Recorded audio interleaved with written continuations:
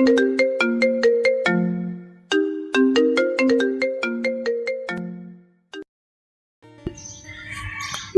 নতুন ভালোবাসার গল্প পেতে আমাদের প্রথম দেখা চ্যানেলটি সাবস্ক্রাইব করুন আর পাশে থাকা বেল আইকনে ক্লিক করুন। ধন্যবাদ। পিঠ থেকে থ্রি পিসটা টেনে ছিঁড়ে ফেলার চেষ্টা করে সারা পিঠে নখ দিয়ে পাগলের মতো আঁচড় কাটতে লাগলো, যার কারণে থ্রি পিসটা ভেদ করে শরীরের অনেক অংশই ছিঁড়ে গেছে এবং চামড়া ভেদ করে রক্ত ঝরছে।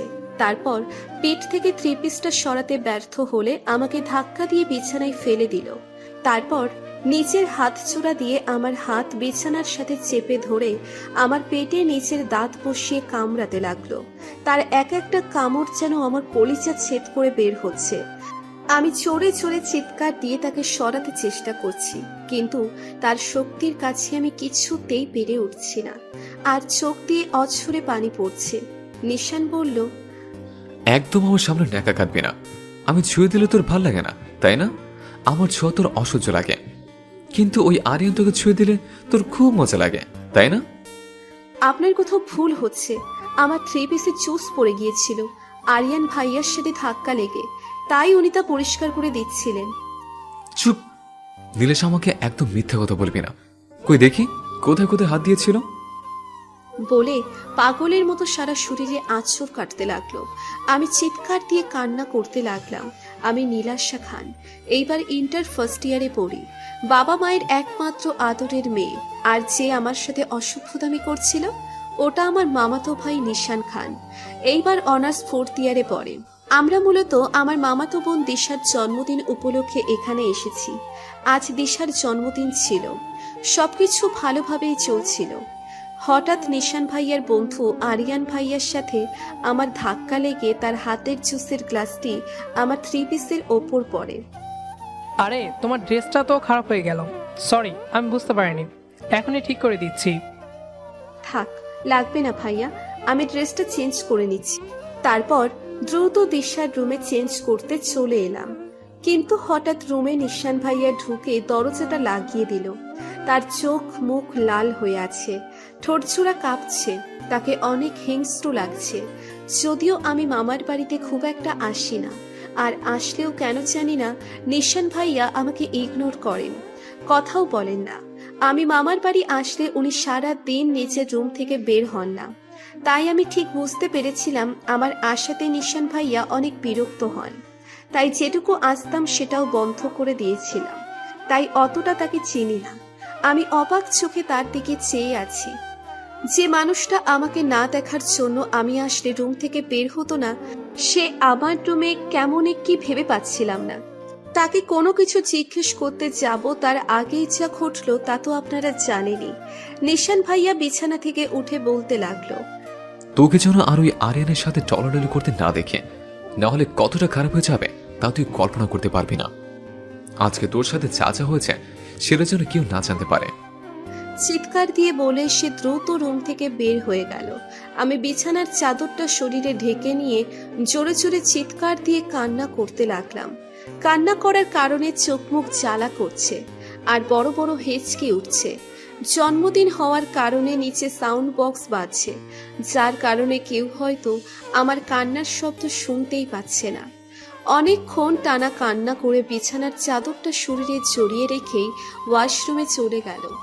আয়নার সামনে নিজেকে দেখছি, চুলগুলো এলোমেলো, পরনের থ্রি পিসটা অনেক জায়গায় ছিঁড়ে গেছে, নখের আঁচড়ের ফলে চামড়া ছিলে রক্ত বের হচ্ছে। প্রায় 1 ঘন্টা শাওয়ার নিয়ে বের হয়ে বিছানায় চোখ বুজে শুয়ে রইলাম। চোখের সামনে বারবার কিছুক্ষণ আগে ঘটা ঘটনাগুলো বারবার ভেসে উঠছে। মনে শুধু একটাই প্রশ্ন, নিশান এরকম কেন করলো? কিছুক্ষণের মধ্যে রুমে আমার মা নিঝুম খান, আমার বাবা শাওন খান প্রবেশ করলো। তারপর দ্রুত গতিতে এসে আমার পাশে বসলো। শাওন খান পরম যত্নে আমার মাথায় হাত বুলিয়ে দিয়ে বলতে লাগলো, আমার আম্মুটা এই অবেলায় এভাবে শুয়ে আছে কেন? খারাপ লাগছে নাকি? আমি উঠে আপুকে জড়িয়ে ধরে কান্না করতে লাগলাম। আমার এই রকম আচরণে নিঝুম খান আর শাওন খান আতঙ্কিত হয়ে উঠল। কি হয়েছে আম্মু, এভাবে কান্না করছো কেন? তোমাকে কেউ কি কিছু বলেছে? তার নাম বলো দেখি। কার এত সাহস যে আমার পিচ্চি রাজকন্যাটাকে বকেছে? না, আমাকে কেউ কিচ্ছু বলেনি। আপু, আমার বাড়ির কথা অনেক মনে পড়ছে, এখানে একদম ভালো লাগছে না, তাই। পাগলি, এতটুকু কারণের জন্য কেউ কান্না করে? ঠিক আছে, আমরা খুব শীঘ্রই এখান থেকে চলে যাব। এখন ঘুমিয়ে পড়ো। আমার কপালে চুমু এঁকে তারা চলে গেল। অন্ধকার রুমে আরিয়ান হাত পা বাঁধা অবস্থায় চেয়ারে বসে আছে। তার কপাল ফেটে রক্ত পড়ছে, আর তার সামনে নিশান অগ্নি দৃষ্টিতে তাকিয়ে পায়ের উপর পা দিয়ে বসে আছে। নিশান, তুই এসব কি করছিস? ছাড় আমাকে। আর এখানে আমাকে এভাবে তুলে আনলি কেন? নীলাশের সাথে তখন তুই কি করছিলে? তোকে যেন আর কোনোদিন নীলাশার আশেপাশেও না দেখে, তাহলে আমি ভুলে যাব তুই আমার বেস্ট ফ্রেন্ড। আমি নীলাশার সাথে যাই করে থাকি না কেন, সেটা তোকে কৈফিয়ত দিতে যাব কেন? আর তুই নীলাশাকে নিয়ে কবে থেকে এত মাথা ঘামাতে শিখলি রে? ভুলে যাস না তোর সাথে কিয়ারার বিয়ে ঠিক করা আছে, কিছুদিনের মধ্যে তোদের বিয়ে। আর কিয়ারাকে প্রপোজটা তুই নিজেই করছিলি, তাই নীলাশাকে নিয়ে না ভেবে কিয়ারাকে নিয়ে ভাব। আরিয়ানের কথা শুনে নিশানের বুকটা ধক করে উঠল। আরিয়ান তো ঠিকই বলছে, সে তো কিয়ারাকে ভালোবাসে, আর তাদের খুব শীঘ্রই বিয়ে হবে। তাহলে নীলাশাকে আরিয়ানের সাথে দেখে তার কেন সহ্য হচ্ছে না? কেন তার কলিজা জ্বলে পুড়ে ছাই হয়ে যাচ্ছে? আর আজকে কোন অধিকারে সে নীলাশার সাথে এসব করেছে? নীলাশা কি ভাববে? কেন বারবার তার বুকটা নীলাশার জন্য কেঁপে উঠছে? শুধু এটাই মনে হচ্ছে, নীলাশা শুধু আমার সাথেই কথা বলবে, হাসবে, কাঁদবে, কিন্তু কেন? নিশান, যা করবি তা ভেবে করবি, যেন তোর একটা ভুল সিদ্ধান্ত কারো জীবন নষ্ট না করে দেয়। নিশান যেন পাথরের মতো বসে আছে, কিছুই আজ তার মাথায় ঢুকছে না। পরের দিন সকালে সবাই ঘুম থেকে উঠে নিচে ড্রয়িং রুমে বসে আছে। আমি ফ্রেশ হয়ে নিচে নেমে রেখা চৌধুরী আর শাহরিয়ার চৌধুরীকে সালাম দিলাম। এরা আমার মামা মামি। বসো আম্মু, কালকে অনেক ঝামেলার জন্য তোমাকে টাইম দিতে পারিনি। তার কথা শুনে মুচকি হেসে তার পাশে বসে পড়লাম। আমার পাশে আমার মামাতো বোন দিশাও দৌড়ে এসে বসলো। আবু জানো, নীলাশার কি ঘুম রে বাবা!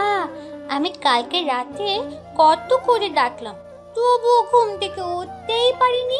দিশা, তুমি হয়তো জানো না, নীলাশ একবার ঘুমাইলে ওকে যদি কেউ কিডন্যাপও করে তাহলেও ও বলতে পারবে না। তার কথা শুনে সবাই হাসতে লাগলো। আমি লজ্জা পেয়ে মাথা নিচু করে রাখলাম। নিশান সিঁড়ি দিয়ে নেমে চলে যেতে লাগলো। শাহরিয়া চৌধুরী তাকে পেছন থেকে রাখলো। নিশান, আমি চাই তুমি আর দিশা মিলে আজকে নীলাশাকে আশেপাশে কোথাও থেকে ঘুরিয়ে নিয়ে আসো। ঠিক আছে আব্বু। আমি অবাক হয়ে তাকে দেখছে, এমন ভাব করছে যেন কালকে কিছু হয়নি আর আমাকে চেনে না। আমি রুমে গিয়ে রেডি হয়ে নিচে নেমে গাড়িতে গিয়ে বসলাম। আমার পাশে দিশা বসেছে আর নিশার সামনে বসে ড্রাইভ করছে। রেস্টুরেন্টের সামনে গাড়িটা থামলো। ধীর গতিতে রেস্টুরেন্টের ভিতরে ঢুকলাম। হঠাৎ করে একটা মেয়ে দৌড়ে এসে নিশানকে জড়িয়ে ধরল, আর নিশানও মেয়েটাকে জড়িয়ে ধরল। আমি অবাক চোখে তাদের দেখতে লাগলাম। নিশা আমাকে বলল মেয়েটার নাম কিয়ারা, নিশানের সাথে পড়ে, আর তাদের বিয়ে ঠিক করা আছে। তার কথা শুনে বুকে চিনচিন ব্যথা অনুভব করলাম। দিশার কোন একটা কাজ ছিল, তাই সে চলে গেল। আমি চুপ করে বসে আছে। নিশান কিয়ারা নিজেদের মতো কথা বলছেন। নিশান বেবি, চলো আমরা কোথাও ঘুরে আসি, এখানে বোর লাগছে। আর তুমি দিশাকে ফোন করে এই মেয়েটাকে নিয়ে যেতে বলো। তারা দুজনে চলে গেল। সারা দিন রেস্টুরেন্টে দিশার জন্য অপেক্ষা করলাম, কিন্তু কেউ এলো না। রাত 11টায় ল্যাম্পপোস্টের নিচে বসে আছি। চারিদিকে অন্ধকার। এখানকার রাস্তাঘাটও চিনি না যে আমি বাসায় যাব, তাই রাস্তায় চুপটি করে বসে রইলাম। হঠাৎ একটা গাড়ি আমার সামনে এসে দাঁড়ালো। গাড়ি থেকে একটা পরিচিত মুখ নেমে এসে বলল, নিজের শরীর বিক্রি করার জন্য রাস্তায় দাঁড়িয়ে আছিস? আমাকে বলতেই পারতিস, আমি মিটিয়ে দিতাম। শরীর বিক্রি করে টাকা রোজগার করার জন্য শেষমেশ তোকে রাস্তার কাস্টমার দেখতে হচ্ছে। এটা কিন্তু ঠিক না নীলাশা। জান, আজ রাতটা আমার সাথে চলো, তোমাকে অনেক টাকা দিব। এটা বলে গাড়ি থেকে নেমে জঘন্যভাবে হাসতে লাগলো। আমি তার কণ্ঠ শুনে ভয়ে বারবার কেঁপে উঠছি। এই মানুষটা এইখানে কি করে এলো? ভয়ে পুরো জ্ঞান হারাবার অবস্থা। তবুও কিছুটা সাহস জোগাড় করে সামনের দিকে তাকিয়ে মুখ দিয়ে অস্ফুট স্বরে বেরিয়ে এলো, ফাহাদ ভাই। যাক, চিনতে পেরেছিস তাহলে। চল চল, আমার আর তর হয়েছে না। আজকে রাতটা শুধু তোর আর আমার। ফাহাদ আমার হাত ধরতে যাবে এমন সময় আমি পিছনে গিয়ে বলতে লাগলাম, আপনি যা ভাবছেন তা একদম ভুল ধারণা ফাহাদ ভাই। আসলে আমি এখানে বেড়াতে এসে হারিয়ে গিয়েছি, আর আপনি দয়া করে এখান থেকে চলে যান। আমি প্রায় কান্না করে দিয়েছি। আমার কথা শুনে ফাহাদ আরো ক্ষেপে গিয়ে আমার হাত নিচের হাত দিয়ে জোরে চেপে ধরলো। কি বললি তুই? আমার সাথে যাবি না? তোকে তো আমার সাথে যেতেই হবে। হয়তো সেটা তোর নিজের ইচ্ছায়, না হয় অনিচ্ছায়। শালি কোথাকার, তুই আমাকে অনেক ঘুরিয়েছিস, আর রাস্তার ব্যবসা করে এখন আমার সামনে ভাব মারতেছিস। আজকে তোর এমন হাল করব যে তোর বাপ মা তোকে দেখে ভয় পাবে। আমার হাত টেনে নিয়ে যাবে এমন সময় আমি তার হাতে কামড় দিয়ে ফাঁকা অন্ধকার রাস্তায় দৌড়তে লাগলাম। আমার পিছনে ফাহাদও দৌড়চ্ছে আমাকে ধরার জন্য, আর আমাকে বিভিন্ন খারাপ ভাষায় গালি দিচ্ছে। আমি নিজেকে বাঁচানোর জন্য নিরুদ্দেশ হয়ে দৌড়চ্ছি। কারো কাছে যে সাহায্য চাইবো সেটার উপায়ও নেই, কারণ সারা রাস্তা জুড়ে একটা মানুষের চিহ্নও খুঁজে পাচ্ছি না। পুরোটা রাস্তা গাছপালায় ভর্তি, মনে হচ্ছে বন জঙ্গল দিয়ে ঘেরা। এখন নিজের গালে থাপ্পড় মারার ইচ্ছে করছে। কেন যে ওই বন বিড়ালদের সাথে ঘুরতে আসছিলাম, না আসলে এই চরিত্রহীন ফাহাদ ভাইয়ের পাল্লায় পড়তে হতো না। আল্লাহ এবারের মতো বাঁচিয়ে নাও বলেই বাতাসের গতিতে দৌড়তে লাগলাম। পেছন থেকে ফাহাদ ভাই বলছে, এই থাম বলছি, কোথায় যাবি তুই? এই ফাঁকা জঙ্গলে কেউ তোকে সাহায্য করতে আসবে না, ধরা দে বলছি। আমি দৌড়চ্ছিলাম এমন সময় দ্রুত গতিতে আসা একটি গাড়ি আমার চোখের সামনে চলে এলো। আমি না বলে জোরে চিৎকার দিয়ে সেইখানেই চোখ মুখ বন্ধ করে থাকলাম। কিন্তু কিছুক্ষণ পর শরীরে কিছু অনুভব না করার কারণে পিটপিট করে সামনের ব্যক্তিটাকে দেখে জান ফিরে পেলাম। দৌড়ে তার পিছনে গিয়ে হাঁপাতে লাগলাম। নীলাশা, কি হয়েছে? তুমি এত রাতে এই রাস্তায় এভাবে দৌড়াচ্ছ কেন? আর এখানে তুমি কি করে এলে? আমি ভয়ের চোটে কিছুই বলতে পারছি না, শুধু এক হাত উঠিয়ে সামনের দিকে দেখিয়ে দিলাম। ফাহাদ আমাদের সামনে এসে বলল, এই যে হিরো, যদি নিজের ভালো চাও তো চুপচাপ এখান থেকে কেটে পড়ো, না হলে মেরে এমন হাল করব আর কোথাও হিরোগিরি দেখাতে পারবে না। এই মেয়েটা আজকে রাতে আমার শিকার। আরিয়ান এতক্ষণে সবকিছু বুঝে মুচকি হেসে গাড়ির দরজাটা খুলে হাতে একটা বন্দুক বের করে ফাহাদের দিকে তাক করলো। যা, নিয়ে যা। তোর যদি সাহস থাকে একটা চুল ছুঁয়ে দেখা আমার সামনে থেকে। ফাহাদ পুরো ঘাবড়ে গেল আরিয়ানের হাতে গান দেখে, তাই সে উল্টে দৌড় দিল, কিন্তু যাবার সময় বলে গেল, আজকে পার পেয়ে গেলি নীলাশা, কিন্তু মনে রাখিস আমি আবার ফিরে আসবো। বলেই সে দ্রুত চোখের আড়াল হয়ে গেল। আরিয়ান গানটা গাড়িতে রেখে আমার দিকে ঘুরে পড়ল। ভয়ের কিছু নেই, ছেলেটা চলে গেছে। কিন্তু সত্যি করে বলো তো, তুমি এখানে কি করছো? আর ছেলেটা তোমার নাম জানলো কিভাবে? জি ভাইয়া, ওই ছেলেটা আমাদের এলাকার একটা বড়লোক বাবার বকাটে ছেলে। এরা কি অনেক মেয়ের জীবন নষ্ট করছে। আমাকে লাভ লেটারও দিয়েছে, কিন্তু আমি তাকে পাত্তা দিই নাই। আজকে আমি ঠিক টাইমে না আসলে কি হতো? কিন্তু তুমি এখানে কেন?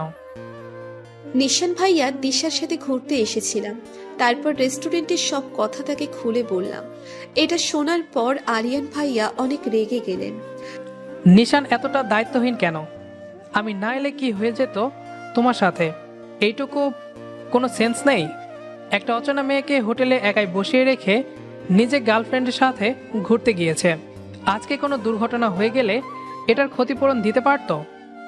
আমি মাথা নিচু করে দাঁড়িয়ে আছি, আর চোখ দিয়ে পানি পড়ছে, আর মনে একটা ঘৃণার বিষাদ জমাট বাঁধছে নিশান ভাইয়ের উপর। হয়তো এই বিষাদে একদিন নিশান ভাইকে জ্বালিয়ে পুড়িয়ে কাঠ করে দেব। অনেক রাত হয়ে গেছে, চলো আমার সাথে। আজকে রাতটা আমাদের বাড়িতে থাকিও। আমাকে নিজের ভাইয়ের মতো ভাবতে পারো। আর ভয় পাওয়ার মতো কিছু নেই। আমার বাড়িতে বাবা মা ছোট বোন আছে। আমি অবাক চোখে আরিয়ানের দিকে তাকিয়ে আছি। একটা মানুষ কি করে এত ভালো হতে পারে? তাই কথা না বাড়িয়ে তার সাথে চলে গেলাম। অন্যদিকে ডাইনিংয়ে বাচ্চার মতো কান্না করছে নিঝুম খান আর শাওন খান। ফ্লোরে পায়চারি করছে। শাহরিয়ার খান গম্ভীরভাবে সোফায় বসে আছে।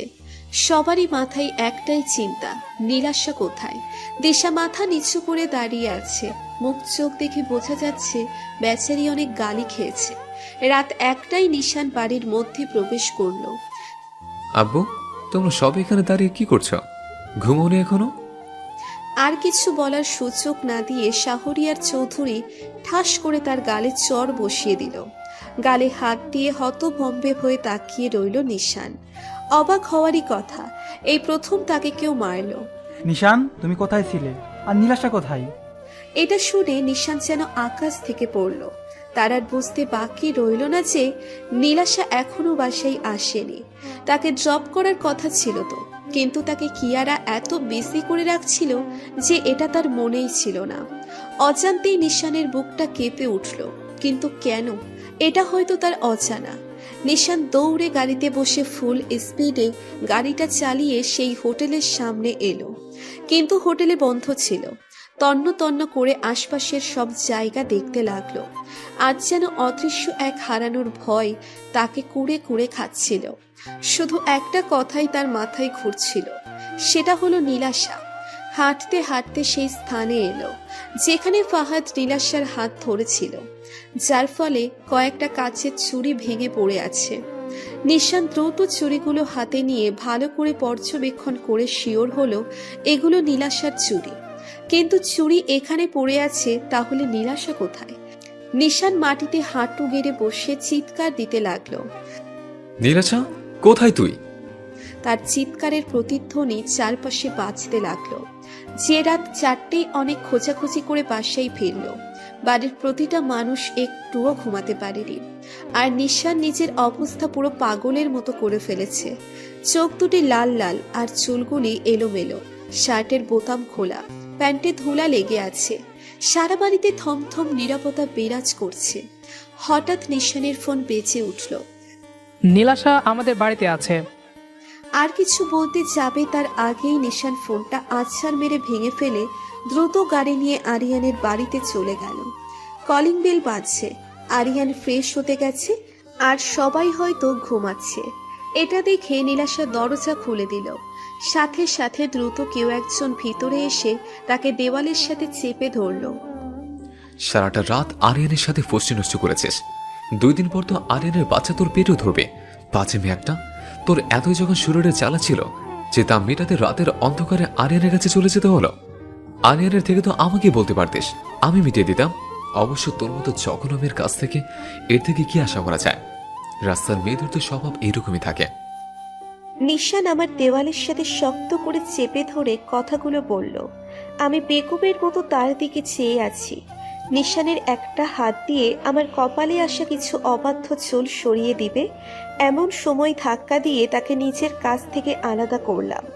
হঠাৎ এমন হবে নিশান হয়তো ভাবতেও পারেনি, তাই সে ধাক্কার ফলে কিছুটা পিছিয়ে গেল। নিশান প্রচণ্ড রাগী চোখে আমার দিকে তাকিয়ে কিছু বলতে যাবে, তার আগেই আমি তার বুক বরাবর খোলা শার্টের কলার ধরে বললাম, সবাই তো আর আপনার মতো নিচু আর জঘন্য মনের মানুষ না। আপনার মতো দায়িত্বহীন যে নিচের গার্লফ্রেন্ডের আবদার পূরণ করতে গিয়ে অজানা একটা জায়গায় একটা নতুন মেয়েকে রেখে চলে যায়। একটা বার তার কাছে শুনতে চাইলো না যে সে এখানে কি করবে।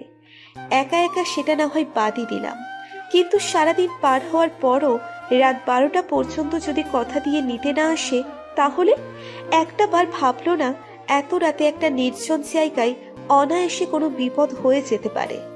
এই কথা একটা বারও আপনার মনে পড়লো না? আর এখন বলছেন আমি খারাপ, তাই তো?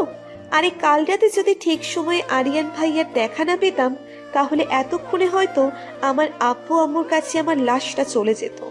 অবশ্য আপনার মতো বদমেজাজি স্বার্থপর জঘন্য মানুষগুলো ছাড়া আর কি ভাবতে পারেন? এতদিন ভাবতাম আপনি হয়তো আমাকে আপনাদের বাড়িতে আসা পছন্দ করেন না, কিন্তু আজ বুঝতে পারলাম আপনি আমাকেই সহ্য করতে পারেন না। এবার তো আমার পাও আপনার বাড়িতে পড়বে না, এটা আমি কথা দিলাম। কথাগুলো বলার সময় আমার চোখ দিয়ে অঝরে পানি পড়তে লাগলো। এতক্ষণে নীরবে সব কথা শুনছিল নিশান। এখন হয়তো নিশান মনে মনে ভাবছে যে মেয়ে তার মুখ বন্ধ করে দিয়েছে মনে হতো বোবা, কিন্তু আজ সে জানতে পারল এই মেয়ে ভয়ঙ্করভাবে কথা বলতে পারে। তার প্রতিটা কথা যেন নিশানের বুকে শত শত আঘাত করছে, তা হয়তো বুঝতে পারছে না।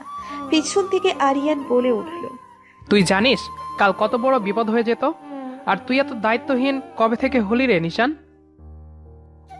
যাই হোক, সকাল হয়েছে, ব্রেকফাস্টটা তোরা এখানেই করে নে, তারপর না হয় বাসায় চলে যাস। আরিয়ানের কথাটা শেষ হওয়ার আগে নিশান আমাকে আচমকা টানতে টানতে গাড়ি নিয়ে জোর করে বসিয়ে দেয় আর সে ড্রাইভ করে। আরিয়ান নিশানের এমন আচরণ দেখে মুচকি হাসলো। আমি জানি তুই নীলাশার জন্য কি অনুভব করিস, কিন্তু তুই তা মেনে নিতে চাচ্ছিস না। কিন্তু তুই তা খুব শীঘ্রই নিজের মুখে মেনে নিবি। তুই কিয়ারাকে না, নীলাশাকে ভালোবাসিস। সারাটা রাস্তা আমি চুপচাপ বাইরের দিকে তাকিয়েছিলাম, আর নিশান বারবার আমার দিকে তাকাচ্ছে আর মুচকি হেসে আবার ড্রাইভ করছে। এগুলো দেখে আমি আরো বিরক্ত হয়ে উঠলাম। আর একবার যদি গাড়ি চালানো বাদ দিয়ে আমার দিকে তাকিয়েছেন, তাহলে আমি আপনাকে গাড়ি থেকে রাস্তায় ফেলে দিব। ব্রেক কষার শব্দে দেখলাম বাসায় এসে পড়েছি। আমাকে দেখেই নেছুম খান আমাকে জড়িয়ে ধরে কান্না করতে লাগলো, আর শাওন খান মানে আপু মাথায় হাত বুলিয়ে দিয়ে জিজ্ঞেস করলো, কোথায় ছিলি মা? তুই জানিস আমরা সবাই কতটা টেনশন করছিলাম, আর তোর আম্মু তো সেই কাল থেকেই কান্না করে যাচ্ছে। আমি তাদের কথায় কি জবাব দিব তা ভেবে পাচ্ছি না। কালকের ঘটনাগুলো যদি বলি তাহলে মামা নিশানের উপর প্রচন্ড রাগ করতে পারে। এতক্ষণে নিশান চুপ করে মাথা নিচু করে বসেছিল। শাওন খানের কথা শুনে নিশান কিছু বলতে যাবে, আমি তার আগেই বলে উঠি, আসলে আব্বু আজকে আরিয়ান ভাইয়ের বোনের বার্থডে ছিল, আর রেস্টুরেন্টে তাদের সাথে দেখা হয়, তাই তাদের সাথে গিয়েছিলাম।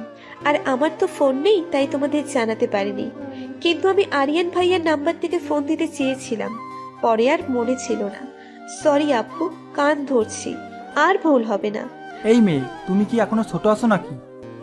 তোমার কোনো ধারণা আছে আমি, তোমার আব্বু, তোমার মামা মামি কতটা টেনশন করছিলাম? আর নিশান সারা রাত তোমাকে পাগলের মতো খুঁজে বেরিয়েছে। আমি আম্মুর কথা শুনে একটা তাচ্ছিল্যের হাসি দিলাম।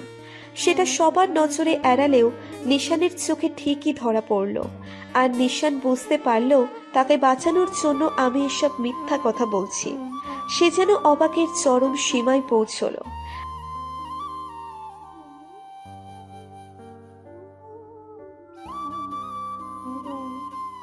আমি সবার সাথে কথা বলে রুমে এসে শাওয়ার নিয়ে রেডি হয়ে নিলাম। ট্রেনে বসে আছি, 1 ঘন্টা আগে ট্রেন ছেড়েছে। সবাই দেখা করতে এসেছিল, কিন্তু নিশান ভাইয়া একটিবারও দেখা করেনি। তাই চোখের সামনে বারবার নিশান ভাইয়ার মুখটা ভেসে উঠছে। এর 10 দিন পর নিশান ছাদে দাঁড়িয়ে আছে। কিছুক্ষণ আগে কিয়ারার সাথে ব্রেকআপ করেছে সে, কিন্তু সেটা তার ভাবান্তর না। তার মূল ভাবনা এখন নীলাশাকে ঘিরে। এই 10টা দিনে নিশান প্রতিটা মুহূর্তে নীলাশার কথা ভেবেছে। যদিও ছোটবেলা থেকে নীলাশার উপর তার একটা টান ছিল, তাই তো সেগুলোকে চেপে রাখার জন্য নীলাশা যখন আসতো তখন রুম থেকে বের হতো না, কিন্তু দূর থেকে ঠিকই নীলাশাকে দেখতো। হঠাৎ একদিন নীলাশা তাদের বাড়িতে আসা ছেড়ে দেয়, আর সেই প্রয়োজনের তাগিদে হয়তো ভেবেছিল কিয়ারা তার জীবনে চলে এসেছিল। কিন্তু নীলাশা চলে আসায় এই সুপ্ত অনুভূতিরা তাজা হয়ে আঘাত হানে। সে রাতে ঘুমাতে পারে না। শাহরিয়ার চৌধুরীর সামনে মাথা নিচু করে দাঁড়িয়ে আছে। সে যে আজকে জীবনের সব থেকে বড় সিদ্ধান্তটা নিতে চলেছে, আর শাহরিয়ার জিজ্ঞাসা দৃষ্টিতে তার দিকে চেয়ে আছে। আসলে আব্বু, আমি একটা মেয়েকে ভালোবাসি, আর যত তাড়াতাড়ি সম্ভব আমি তাকে নিজের করে নিতে চাই। সে আর কেউ না, নীলাশা। কিন্তু কথাটা আমার কানে যাওয়ার পরই আমি সিলিং ফ্যানের সাথে ওড়নাটা শক্ত করে বেঁধে গলার সাথে পেঁচিয়ে নিয়েছি। উদ্দেশ্য একটাই, আজ নিজের জীবন শেষ করে দিব। তবুও ওই বদমেজাজি ক্যারেক্টারলেস বেয়াদব ছেলেটাকে কিছুতেই বিয়ে করব না। তাই বিছানার উপর চেয়ার উঠিয়ে অনেক কষ্ট করে ওড়নাটা বেঁধেছি। কি মনে করেছে কি আমাকে? আমি কি হাতের পুতুল যার যখন আমাকে ভালো লাগবে তখন সোজা বিয়ে করতে আসবে, আর যখন আমাকে ভালো লাগবে না তখন দুশ্চরিত্রা নাম দিতেও তার মন কাঁপে না? মরে যাব, তবুও এরকম ছেলেকে বিয়ে করব না। আপু আম্মু যখন আমার কথা শুনলো না, তাই নিজেকে শেষ করে দিব। আজকে আমার বিয়ে, তাও আবার নিশানের সাথে। এভাবে বলা নেই কওয়া নেই হুট করে বিয়ে দেবে। আজ আমার বিয়ে, অথচ আমি কিছুই জানি না। আমার তো নিজের ইচ্ছে বলে কিছু আছে। সবারই তো আপন আপন ইচ্ছে প্রকাশ করার অধিকার আছে, কিন্তু এখানেই আমার বিয়ে বলে কথা। একটি বারও আমাকে এই বিষয়ে জানানোর প্রয়োজন বোধটুকু মনে করলো না। আমি কিছুতেই নিশানের মতো ছেলেকে বিয়ে করব না। যে ছেলে মেয়েদের সম্মান দিতে পারে না, তাকে বিয়ে করে নিজের পায়ে নিজে কুড়াল মারার কোনো শখ বা মন মানসিকতা অন্তত আমার নেই। আজকে কলেজ থেকে ফেরার পর থেকে আম্মু আব্বু অস্বাভাবিক আচরণ করেছিল, আমি সব চোখে চোখে রেখেছিলাম। কিন্তু সন্ধ্যার দিকে হুট করে 10-12 জন মেয়ে আমার রুমে এসে আগন্তুকের মতো আমাকে বেনারসি পরিয়ে দিল আর পুতুলের মতো সাজাতে লাগলো। তারপর তারা নিজের নিজের মতো করেই চলে গেল, আর আমি অবাক চোখে তাদের চলে যাওয়ার দিকে তাকিয়ে রইলাম। মাথার মধ্যে সবকিছু কেমন যেন এলোমেলো হয়ে যাচ্ছে। চোখ থেকে কয়েক ফোঁটা জল পেয়ে ফ্লোরে পড়ল। আব্বু আম্মু এত বড় একটা সিদ্ধান্ত আমাকে না জানিয়েই নিয়ে নিল। বিছানায় চুপটি করে বসে আছি আমি। কিছুক্ষণ পর আব্বু আম্মু আমার রুমে প্রবেশ করলো। তারা এসে আমার পাশে বসলো, বলল,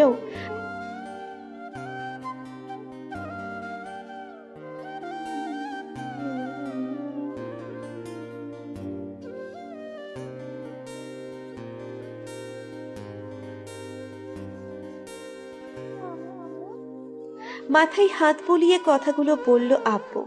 আমি নিশানের সাথে আমার নামটা শুনে চমকে উঠলাম। তার মানে আমার সাথে হুট করে নিশানের বিয়ে হচ্ছে। এটা শুনে মাথাটা বন বন করে উঠল। তবুও চুপ করে রইলাম। মাথার মধ্যে শুধু নিশানের অপমান করার মুহূর্তগুলো চোখের সামনে ভাসতে লাগলো। প্রায় 10 মিনিট পর আব্বু আম্মু আমার রুম থেকে চলে গেল। ঠিক তখনই আমি ভেবে নিলাম আমি মরে যাব, তবুও আমি নিশানকে কিছুতেই বিয়ে করব না। রুমের দরজাটা লাগিয়ে দিয়ে চেয়ারটা বিছানার উপর রেখে ফ্যানের সাথে ওড়না বেঁধে দিলাম। পরের গুলো তো আপনারা জানেনই। তারপর নিজের গলায় ওড়নাটা পেঁচিয়ে নিলাম। চেয়ারটা সরিয়ে নিজেকে শেষ করে দেব এমন সময় কেউ একজন দরজায় জোরে জোরে ধাক্কা দেয়। এতটাই জোরে ধাক্কা দিচ্ছে যে দরজা ভাঙার উপক্রম। আর ঠিক তাই হলো। মুহূর্তের মধ্যে রুমের দরজাটা ভেঙে গেল। সামনে থেকে নিশান দৌড়ে এসে আমাকে জড়িয়ে ধরলো, আর ঠিক তার পিছনেই মামা মামি। আমার আব্বু আম্মু চলে এলো। আম্মু জোরে জোরে কান্না করছে। নিশান আমার গলা থেকে এক ঝটকায় ওড়নাটা ফেলে দিল। আমি তবুও নাছর বান্দার মতো ছোটাছুটি করতে লাগলাম। ছাড়ুন আমাকে, একদম আমার কাছে আসার চেষ্টা করবেন না। আমি কিছুতেই আপনাকে বিয়ে করতে পারবো না। আমাকে ছাড়ুন, আমি নিজেকে শেষ করে দেব। ক্রমাগত আমার পাগলামি বাড়তে থাকলো। তাই নিশান কোনো উপায় না পেয়ে সবার সামনে আমাকে নিজের বুকের সাথে শক্ত করে চেপে ধরলো। আমি তার বুকে অসংখ্য কিল ঘুষি মারতে লাগলাম। এভাবে অনেকক্ষণ চলার পর আমি ক্লান্ত হয়ে তার বুকের সাথে মিশে গেলাম। নিশান আমার মাথায় হাত বুলিয়ে দিতে লাগলো আর চোখ দিয়ে অঝরে পানি পড়তে লাগলো। আমি বিয়ের স্টেজে বসে আছি আর আমার পাশে বসে আছে নিশান। কাজী নিজের মতো করে বিয়ে পড়াচ্ছে। আমি শুধু পাথরের মতো বসে আছি, কারণ আমার বাবা আমাকে তার মাথা ছুঁয়ে দিব্যি দিয়েছেন যদি আমি নিশানকে বিয়ে না করি তাহলে আমি তার এই মুহূর্তে মরা মুখ দেখব। নিজের আব্বুর মৃত্যুর কথা শুনে আমি বাধ্য হয়ে বিয়ের পিঁড়িতে বসলাম। আমি কাজীর কথাই বাস্তবে ফিরলাম। কবুল বলো মা। কবুল কবুল কবুল। আমার পরে নিশানও 3 বার কবুল বলল। নিশানের ইচ্ছে করছে আমাকে সবার সামনে কোলে তুলে ঘুরতে, কারণ আজ সে আমাকে একদম নিজের করে পেয়েছে। নিশান আমার দিকে তাকিয়ে মুচকি হাসল। বিদায়ের সময় নিচের রুমের প্রতিটি জিনিস খুঁটিয়ে খুঁটিয়ে দেখতে লাগলাম। চোখ দিয়ে পানির বাঁধ যেন ভেঙে পড়তে যাচ্ছে, তবুও আমি কাঁদতে পারছি না। মনের এক কোণায় হয়তো গভীর অভিমান আর অভিযোগেরা বাসা বেঁধেছে। যাওয়ার সময় পুরো বাড়িটাকে একবার চোখ বুলিয়ে নিলাম, তারপর সোজা গাড়িতে উঠে বসলাম। আমার এরকম ব্যবহারে আব্বু আম্মু প্রচন্ড আঘাত পেয়েছে, তবুও আমি একটি বারও তাদের দিকে তাকালাম না। গাড়ি চলতে থাকলো নিজের গতিতে। ঠিক আমার জীবনের গাড়িটা আজ অজানা উদ্দেশ্যে পাড়ি দিচ্ছে। জানি না আমি এই রাস্তায় কতটা সফল হতে পারি। বর্তমানে বাসর ঘরে বসে আছি, তবে অন্য 10 জনের মতো করে লজ্জা পেয়ে মাথায় এক হাত ঘুমটা টেনে কাঙ্ক্ষিত মানুষটির জন্য অপেক্ষা করা না, বরং একটা গেঞ্জি আর একটা প্লাজো পরে সারা বিছানায় ছড়িয়ে ছিটিয়ে শুয়ে আছি। শরীরে নতুন বউয়ের যেগুলো পরার কথা সব বিপরীত করে আছি। প্রায় 1 ঘন্টা পর রুমের দরজা খোলার শব্দ শুনেও ঠিক সেইভাবে শুয়ে রইলাম। নিশান হয়তো আগে থেকে ভেবে রেখেছিল এসব কিছু হতে পারে, তাই আমাকে এইভাবে দেখে কোনো রকম রিয়াক্ট না করে চুপচাপ রুমের দরজাটা লাগিয়ে দিয়ে ধীর পায়ে বিছানার অন্য ফাঁকা পাশটাতে শুইতে এলো। একবার আমার দিকে তাকিয়ে বিছানায় শুতে যাবে এমন সময় আমি তার বালিশটা ফ্লোরে ফেলে দিয়ে বললাম, আজ থেকে আপনার জায়গা মাটিতে, আর আপনি কখনো আমার কাছে আসার চেষ্টা করবেন না, কারণ আপনার মতো নীচ আর ছোট মনের মানুষকে আমি কিছুতেই নিজের স্বামী হিসেবে মানব না। আমার কথাগুলো নিশান বালিশটা বিছানা থেকে উঠিয়ে নিয়ে সোফায় শুয়ে পড়ল। আমার তার উপর মায়া হলেও আমি এসব কথা তাকে বলে রুমের লাইট জ্বালিয়ে নিভিয়ে ঘুমিয়ে পড়লাম। নিশান রাতের অন্ধকারে নিজের চোখের জল মুছে নিল। সকাল 8টায় আমার ঘুম ভেঙে গেল। বিছানা থেকে নেমে ওয়াশরুমে ফ্রেশ হয়ে এসে দেখলাম নিশান এখনো পড়ে পড়ে ঘুমুচ্ছে। এটা দেখে আমার গায়ে আগুন জ্বলে উঠল। বেটা গন্ডার, আমার রাতের ঘুম ভেঙে দিয়ে নিচে ঘুমাচ্ছিস, তোকে ভালোভাবে ঘুমাতে দিচ্ছি বলে ওয়াশরুম থেকে 1 বালতি পানি এনে তার গায়ে ঢেলে দিলাম। বেচারা হয়তো এমন কিছু কখনো আশা করেনি, তাই 1 লাফে সোফা থেকে উঠে বসলাম।